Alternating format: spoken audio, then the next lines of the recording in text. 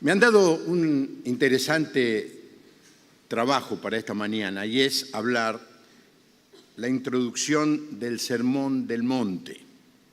Quiero ir un poquito más atrás, porque una vez Palau me dijo, no des por sentado nada. Y muchas veces nosotros citamos pasajes y versículos y hablamos de la Biblia y creemos que todos saben lo que nosotros sabemos. Así que voy a ir para atrás. La Biblia es una colección de libros. La palabra Biblia es el plural de biblión, que significa libro o cuaderno. Es un conjunto de libros y el término Biblia proviene de una ciudad, poné la segunda, esa, Biblos, que está a unos 30 kilómetros de Beirut, una hermosa ciudad. Por el nombre de esa ciudad, que significaba papiro, porque era una ciudad que comerciaba el papiro que traía de Egipto, se le puso al libro que junta los libros del Antiguo Testamento y Nuevo Testamento, se le puso el nombre de Biblia. La ciudad fue fundada 5.000 años antes de Cristo y se dice que es la ciudad más antigua del mundo, habitada ininterrumpidamente. La Biblia está dividida en dos grandes secciones. El Antiguo Testamento, que tiene 39 libros, ¿quién se anima a decirlo de memoria sin dudar? Génesis, Éxodo, Levítico, Número, Deuteronomio.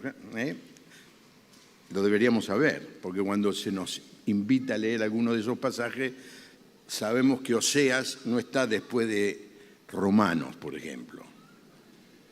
39 libros del Antiguo Testamento y 27 del Nuevo Testamento. El Antiguo Testamento nos cuenta la historia desde la creación, el diluvio universal, la elección del pueblo judío, hasta los profetas, al último, Malaquías. Se dividen en la ley, en los históricos, en los poéticos, profetas mayores y profetas menores, y este nombre mayores y menores simplemente por el tamaño, no es que uno sea más importante que otro. Y luego viene el Nuevo Testamento. El Nuevo Testamento es la historia del Señor Jesús, su muerte, resurrección, su ascensión al cielo, la historia de los primeros cristianos en el libro de Hechos, y luego las cartas de Pablo, desde Romano a Filemón, puestas en orden del más largo al más corto. Y luego las cartas de los otros apóstoles, y luego el gran libro del Apocalipsis.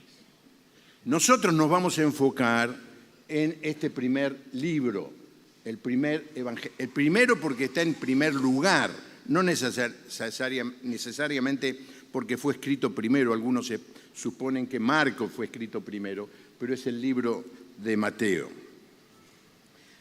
Mateo es un autor muy especial, porque entre otras cosas fue discípulo del Señor Jesús. Y él era judío, había tenido una etapa difícil en su vida en la que había traicionado al pueblo judío y se había dedicado a cobrar impuestos para el Imperio Romano. Así que cuando él es llamado por el Señor, se arrepiente y se convierte, él comienza a tomar nota, seguramente, de los mensajes del Señor. Y comienza su libro con la genealogía del Señor Jesús. Luego narra el nacimiento del Señor, la visita de los magos del Oriente, la matanza de los niños por Herodes, la predicación de Juan el Bautista, el bautismo de Jesús, la tentación de Jesús, y luego Jesús inicia su ministerio. Y es en ese momento, luego del inicio del ministerio del Señor Jesús, que Mateo inserta este tremendo sermón que por los próximos 9 domingos vamos a estudiar. Ahora, no fue el único sermón que el Señor predicó. el Señor predicó el Sermón del Monte, también el Sermón del Llano, también el Sermón del Templo, Mateo 23, el Sermón de la Última Cena, Juan del 14 al 17, y el Sermón de Despedida del Mateo 24 a 25. Esto para llevarlo de lo general, ahora nos insertamos en el Evangelio de Mateo y vemos lo que podemos decir como introducción a lo que vamos a estudiar. Los invito a leer entonces Mateo capítulo 4, del versículo 12 al 17. Cuando Jesús se enteró de que Juan estaba preso, volvió a Galilea, pero se retiró de Nazaret y se estableció en Capernaum o Cafarnaúm, ciudad marítima en la región de Zabulón y de Neftalí, para que se cumpliera lo dicho por el profeta Isaías: tierra de Zabulón y tierra de Neftalí, camino del mar, al otro lado del Jordán, Galilea de los gentiles. El pueblo asentado en tinieblas vio gran luz, a los que vivían en región de sombra de muerte les resplandeció la luz. Desde entonces Jesús comenzó a predicar y decía, este es el mensaje, lo predicaba Jesús y lo tenemos que predicar nosotros también: arrepiéntanse, porque el reino de los cielos se ha acercado. Versículo 23. Jesús recorría toda Galilea, enseñaba en la sinagoga de ellos, predicaba el evangelio del reino y sanaba toda enfermedad y toda dolencia en el pueblo. Su fama se difundió por toda Siria, así que le llevaron a todos los que tenían dolencias, a los que sufrían de diversas enfermedades y tormentos, y a los endemoniados, lunáticos y paralíticos, y él los sanó. Y le seguía mucha gente de Galilea, de Decápolis, de Jerusalén, de Judea y del otro lado del Jordán. Vamos a ver el mapa para tomar idea de lo que estamos diciendo. El Señor estaba en esta ciudad, Capernaum. Y si tiembla mucho, quiero que venga cualquiera que me critica que tiembla, a ver si no le tiembla. Capernaum, al lado del mar de Galilea. El Señor vivía en Nazaret y se mudó a Capernaum. Y comenzó a predicar y a hacer milagros. Y dice que de Siria, era mucho más de lo que se ve en el mapa, quizás lo negro, Siria, y de Decápolis, y de Jerusalén, y de Judea, escuchaban lo que estaba diciendo, y escuchaban lo que estaba haciendo, y se enteraban de lo que estaba haciendo, y venían multitudes, y él les predicaba y sanaba de toda dolencia. Y entonces llegamos a los dos primeros versículos de estos tres capítulos, 5, 6 y 7. Cuando Jesús vio a la multitud, subió al monte y se sentó. Entonces sus discípulos se le acercaron y él comenzó a enseñarles diciendo, y comienza el sermón con las bienaventuranzas. Este sermón es muy importante para los hijos de Dios, pero es uno de los pasajes de la Biblia que es más leído y usado aún por los que no son cristianos. Posiblemente sea la porción de la Biblia a la que más veces se le hace referencia. Y tenemos que estudiarlo con cuidado, porque este Sermón del Monte ha sido mal usado muchas veces, muy mal interpretado. Las herejías son verdades deformadas. Se sobreenfatiza un concepto por encima de otro. En primer lugar, debemos decir que el Sermón del Monte no es lo único que Cristo enseñó. Si queremos interpretar correctamente este sermón, debemos ponerlo al lado de las demás enseñanzas del Señor, para ir de lo general a lo particular. Ahora, para poder iniciar nuestro estudio, debemos mirar en primer lugar el trasfondo del sermón, una mirada bíblica, política y religiosa. Luego de los 400 años de silencio de parte de Dios entre el profeta Malaquías y la genealogía de Mateo, hubo 400 años, el pueblo estuvo dominado por muchos poderes políticos, los persas, los griegos, después se murió Alejandro, estuvieron con el general griego de Egipto, que no le fue muy mal, pero después vino el general griego de Siria, ahí le fue muy mal, profanó el templo, luego la gran revolución de los macabeos, y luego llega el Imperio Romano. Más o menos 100 años antes de que el Señor Jesús naciera, o iniciara su ministerio más bien, allí llegaron los romanos. El Señor Jesucristo era el Mesías esperado por Israel, el Hijo de David. Y esto es lo que Mateo intenta demostrar. Por eso es el evangelio que más referencias hace del Antiguo Testamento, como está escrito, como el profeta dijo, una y otra vez. Mateo, cuando ustedes leen el evangelio de Mateo, y gracias a Dios muchos de ustedes han estudiado la vida de Jesús y dan fe de esto, todo el tiempo Mateo está refiriéndose a pasajes del Antiguo Testamento. Así que Mateo es el vínculo necesario entre el Antiguo Testamento y el Nuevo Testamento. Este sermón contiene el programa de gobierno del Mesías.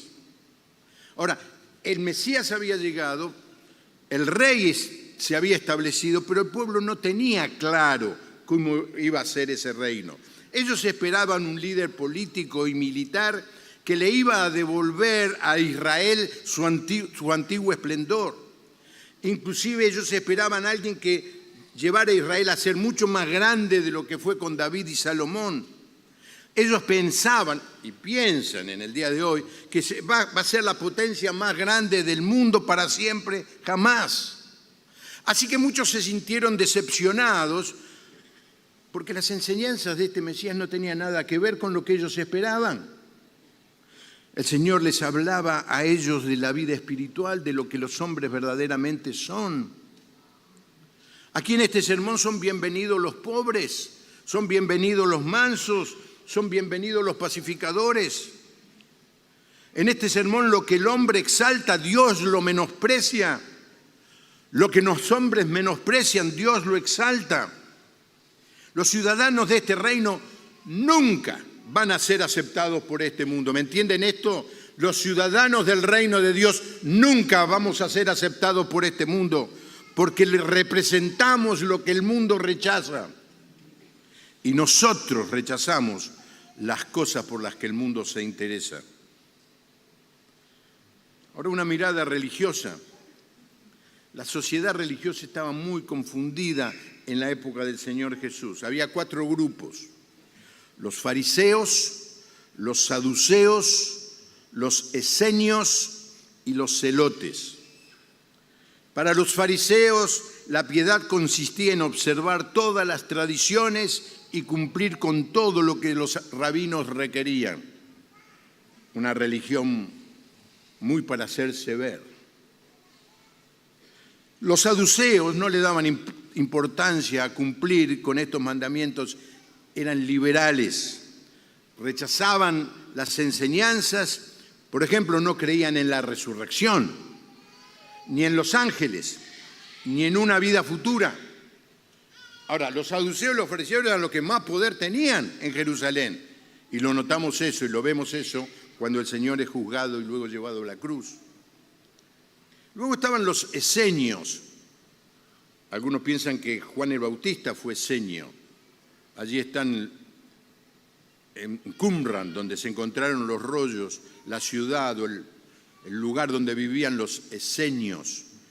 Ellos decían, hay que separarse de esta sociedad hipócrita, de esta sociedad corrupta, tenemos que aislarnos, cuidarnos el cuerpo. Y lo hacían. Y luego estaban los celotes. Estos eran nacionalistas fanáticos que creían que tenían que tomar las armas y enfrentar el imperio enemigo.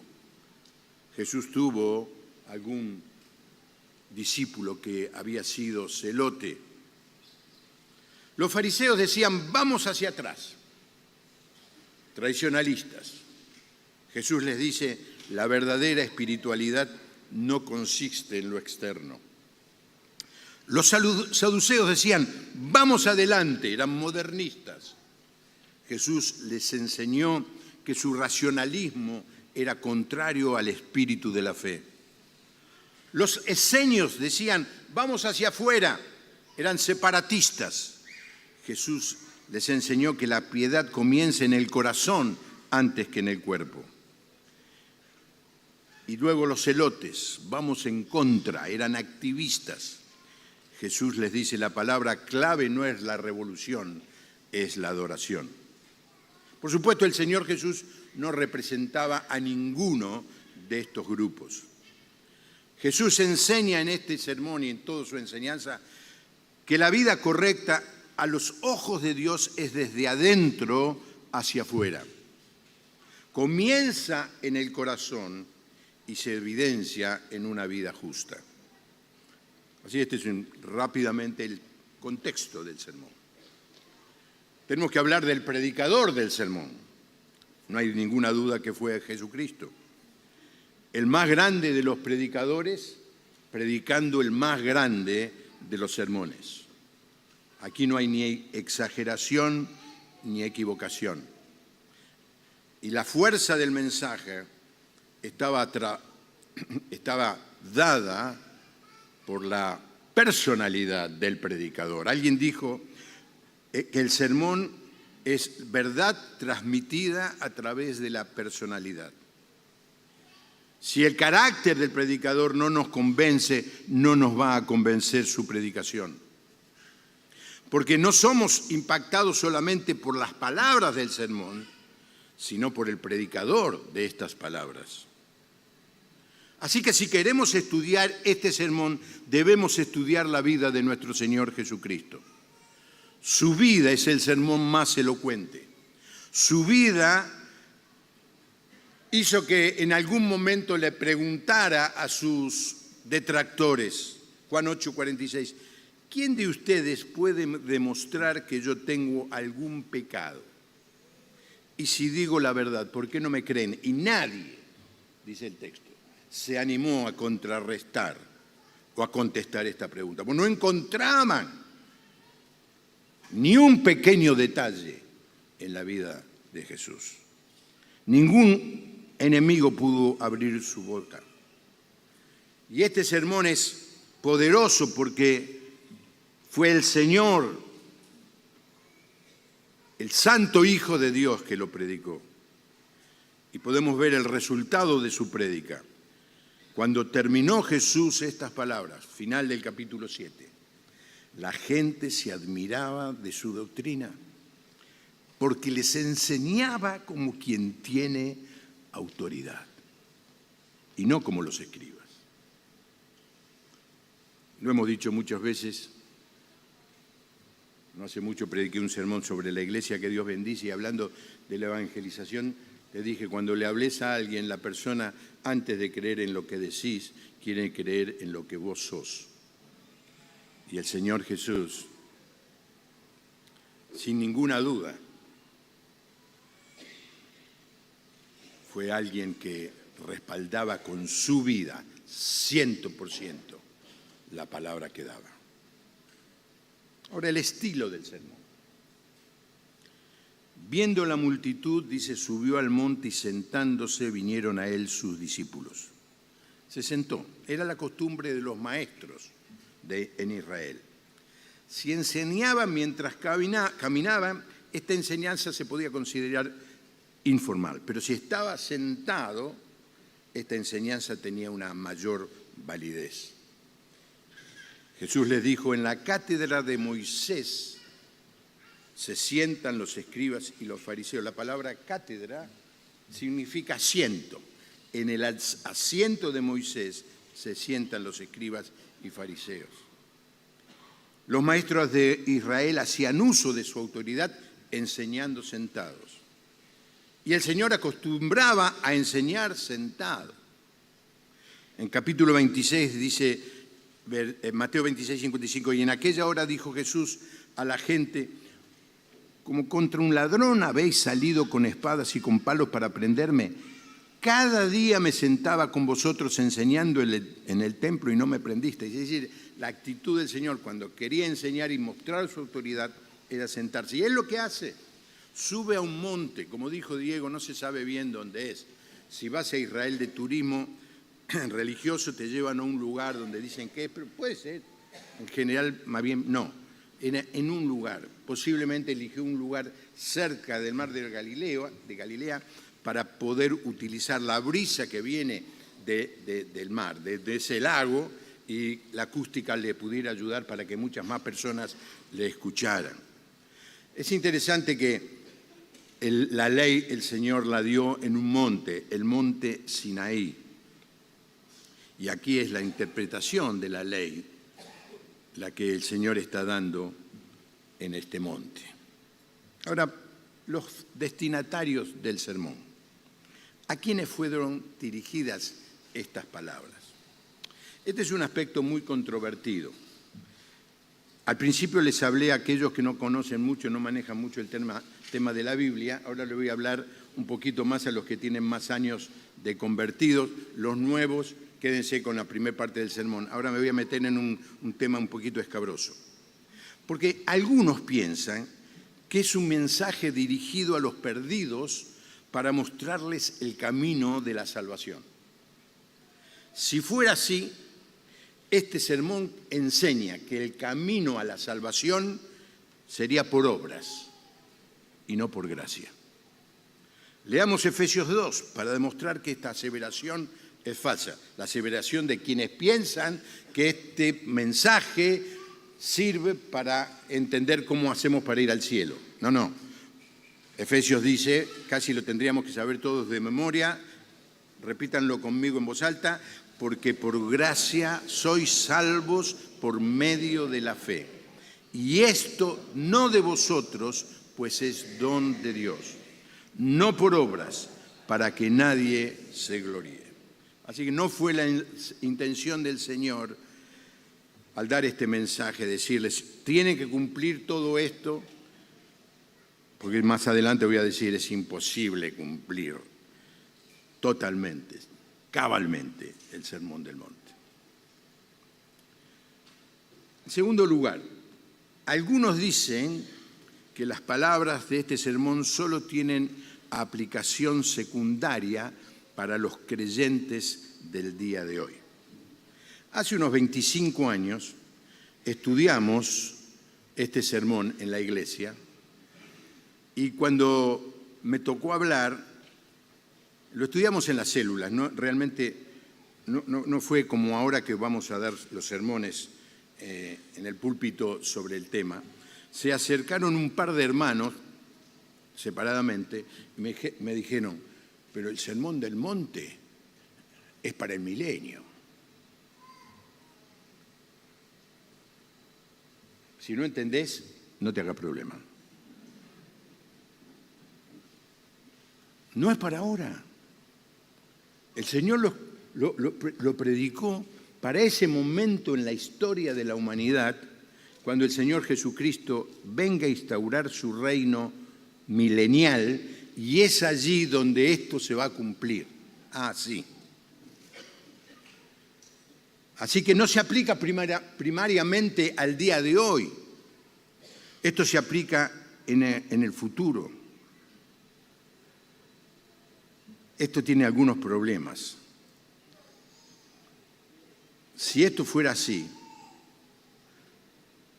¿cómo podemos leer Mateo 5:3? Bienaventurados los pobres en espíritu, porque de ellos, ¿qué dice? Es ahora el reino de los cielos. Si esto fuera así que es solamente para el milenio, ¿cómo podemos entender Mateo 5:10 al 12? Bienaventurados los que padecen persecución por causa de la justicia, porque de ellos es el reino de los cielos. ¿Va a haber persecución en el milenio? Bienaventurados sois cuando por mi causa os vituperen y os persigan y digan toda clase de mal contra vosotros, mintiendo. Gozaos y alegraos porque vuestro galardón es grande en los cielos, porque así persiguieron a los profetas que fueron antes de vosotros. ¿Qué quiso decir el Señor con estas palabras si estaba hablando del milenio? No, el sermón no es para más adelante, para ahora, para la época cuando lo predicó y para el día de hoy. Y esto es muy claro porque la tercera cosa que decimos es las enseñanzas del Sermón del Monte no son exclusivas de este sermón. Se repiten en todo el Nuevo Testamento una y otra vez. En pasajes que hablan claramente de la vida del cristiano. Si somos cristianos, el Señor es nuestro Rey, no en el futuro, es aquí y ahora. ¿Cuántos dicen amén a eso? Porque Él nos dice con gozo, dando gracias al Padre, Colosenses 1, que nos hizo aptos para participar de la herencia de los santos en luz, el cual nos ha librado de la potestad de las tinieblas. Estábamos en el reino de las tinieblas y por arrepentirnos de nuestros pecados y aceptar a Jesucristo como nuestro Salvador, dice, nos trasladó al reino de su amado Hijo, en quien tenemos redención por su sangre, el perdón de pecados. En este sermón lo que encontramos es el plan del gobierno del reino de Dios. No es que cumpliendo las enseñanzas de este sermón vamos a ser salvos, sino que porque somos cristianos debemos vivir como este sermón nos enseña. Los cristianos no somos perfectos y no podemos cumplir cabalmente estos mandamientos, pero la realidad es que no podemos cumplir cabalmente ninguno de los mandamientos del Señor. Siempre nos vamos a quedar cortos, porque Dios es perfecto y demanda perfección. Por eso, gracias a Dios, la salvación es por gracia, por medio de la fe. Porque si fuera por obras, nadie se podría salvar. Nadie. Sí, pero hay unos santos allí que les sobran obra buena, que la reparten.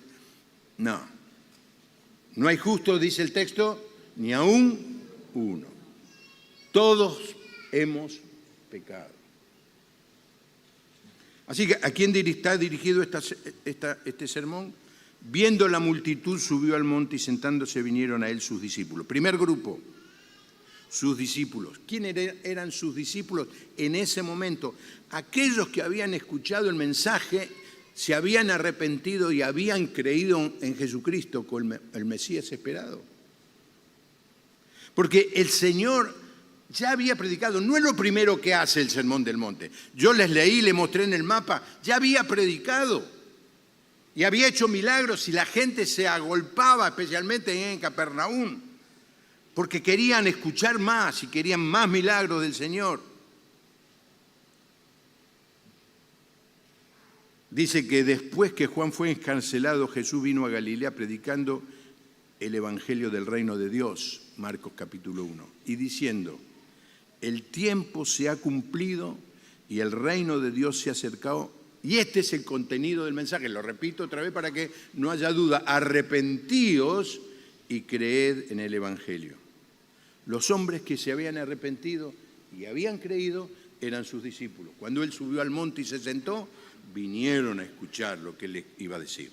El segundo grupo, dice la multitud, entre los cuales había mucho que no se habían arrepentido.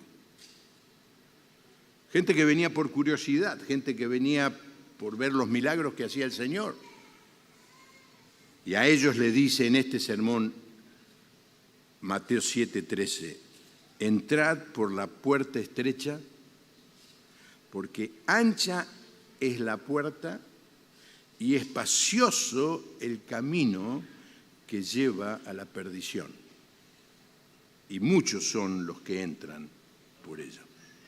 No voy a predicar esto algún domingo de aquí en adelante, lo vamos a predicar. El Señor habla, no hay 5 opciones, 4 oportunidades, hay 2. Y a la más común le llama la puerta ancha, fácil, cómoda, popular. lleva a la perdición. La puerta angosta, la puerta de obedecer al Señor, de tratar de vivir una vida de acuerdo a su voluntad, es áspera, es impopular, es antagónica a la cultura. Esa es la que el Señor nos desafía. Para terminar, ¿por qué es importante que estudiemos el Sermón del Monte? Número 1, este sermón nos enseña la absoluta necesidad que tenemos de la obra redentora de Cristo. Leo el Sermón del Monte y cada versículo es un llamado de atención, un cachetazo, si ustedes me permiten. Pobres en espíritu, hay que ser humilde. Pacificadores, a mí que me gusta pelear. Amar al enemigo, ni loco. Si me piden algo,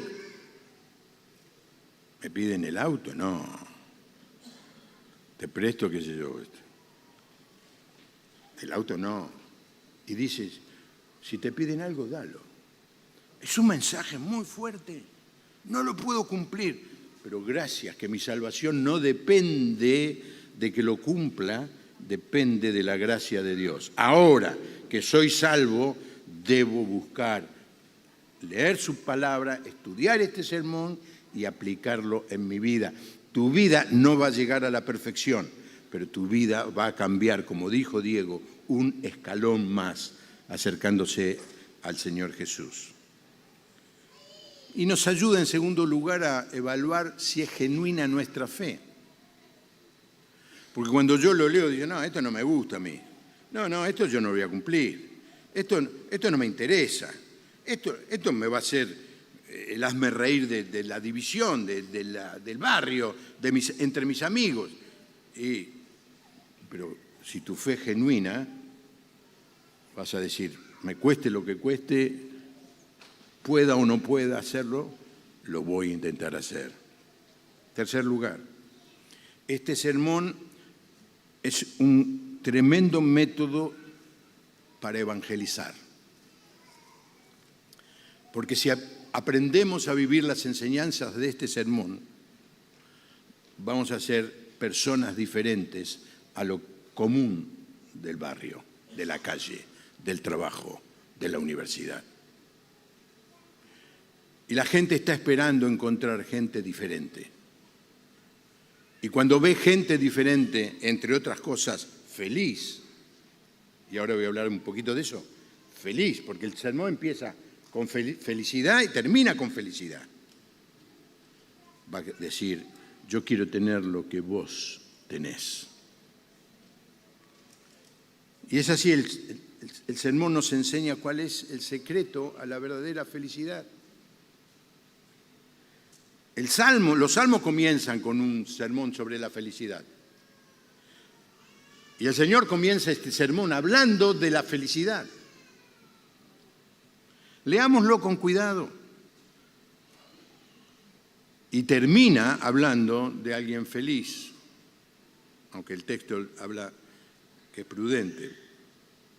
Cualquiera pues que me oye estas palabras, las que acaba de dar, los 3 capítulos, y las hace, no es solo escuchar, es hacer, cumplir, obedecer. Le compararé a un hombre prudente que edificó su casa sobre la roca, descendió lluvia y vinieron ríos y soplaron vientos y golpearon contra aquella casa y no cayó porque estaba fundada sobre la roca. El que obedece es prudente, pero mucho más. Feliz, porque el tipo está en una casa sentado frente al mar, una corriente impresionante, tormenta, y el tipo tomando mate. ¿Por qué? Porque su casa está plantada sobre la roca. Qué lindo que es ver la tormenta desde un lugar seguro, ¿no? Pero los otros, y alguno puede ser miembro de esta iglesia, alguno puede ser que esté aquí en esta noche, que oye estas palabras y no las hace. Lo compararé a un hombre insensato que edificó su casa sobre la arena, descendió lluvia, vinieron ríos y soplaron vientos y dieron con ímpetu en aquella casa y cayó y fue grande su ruina. Pero esto es para los no creyentes. No. Es también para nosotros. Hay muchos creyentes que viven una vida decaída, de derrumbe, infeliz finalmente, porque escuchan la palabra de Dios, no le hacen caso. Prefieren el otro mensaje, el del camino ancho. Y por último, este sermón nos muestra cuál es el camino, el estilo de vida que es agradable a Dios. ¿Cómo quiere que Dios sea? Estudia el Sermón del Monte. Allí nos define el Señor el carácter de un cristiano que honra al Señor Jesús con su vida. Bueno, he tratado de ser lo más rápido posible, una introducción. Espero que les haya abierto el apetito de leer los 3 capítulos y, como dijo Diego, no sé cómo hacer para enfatizar más. Me gustó eso de encontrar a alguien. O sea que yo no tengo que aguantarme al tipo que vos, Diego, me mandés.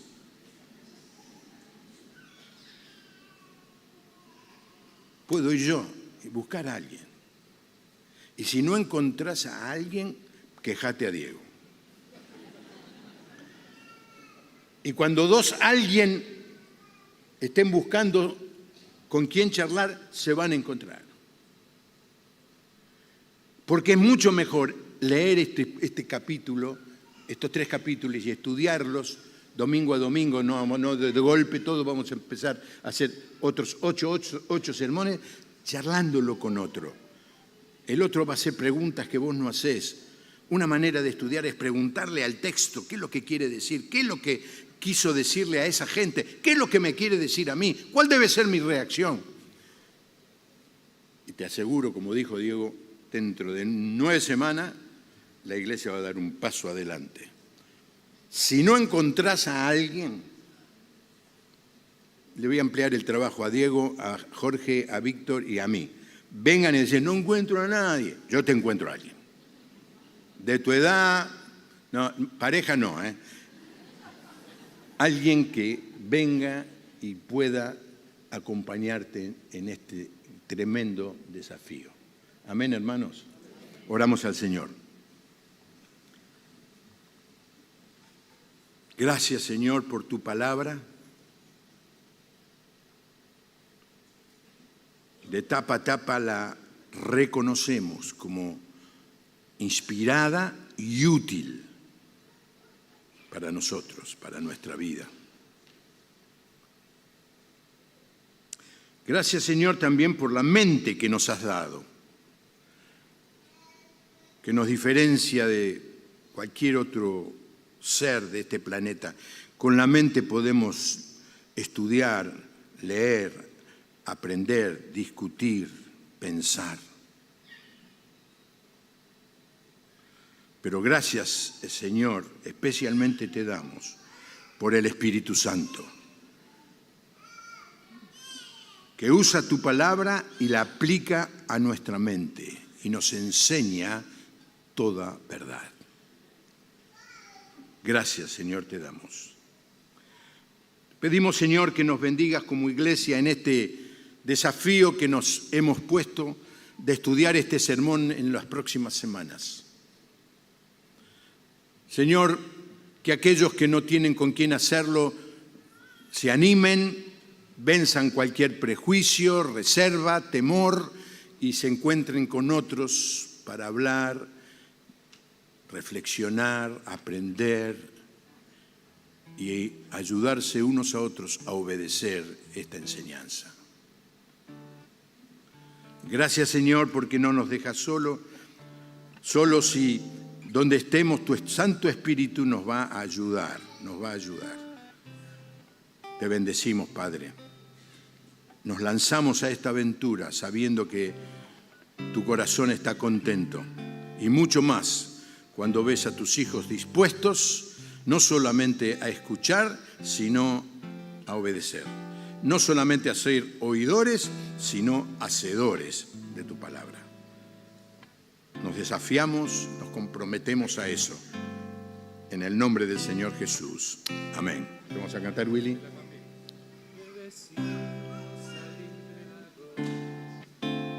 Seré movido, he decidido no salir de la roca.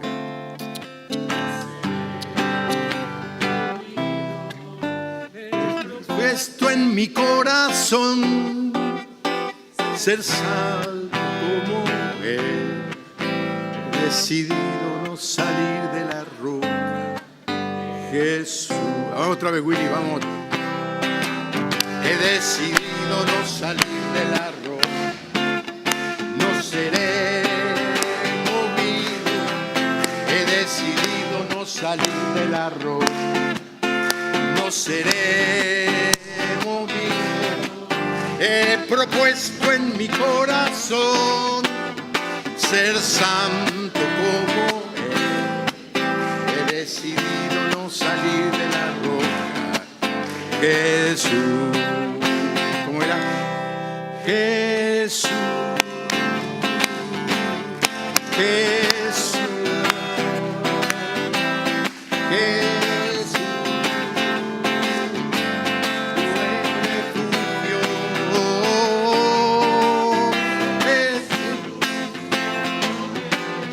Para vencer.